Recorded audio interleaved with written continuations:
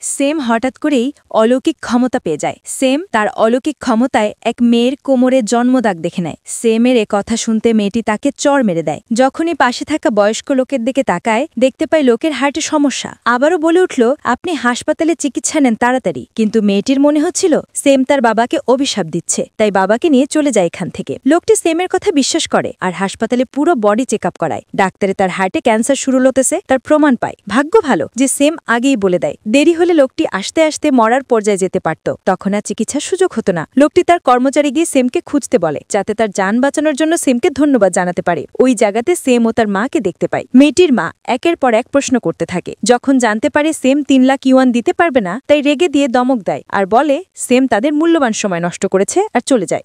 তখনই লোকটি পাঠানো কর্মচারীরা এসে সেমকে বলে তাদের বস দেখা করতে চাইছেন। যখন বাহিরে আসলো আর তার অলৌকিক ক্ষমতা আসে আর দেখে পাশে দাঁড়িয়ে থাকে গাড়ি থেকে কালো ধোঁয়া বের হতেছে।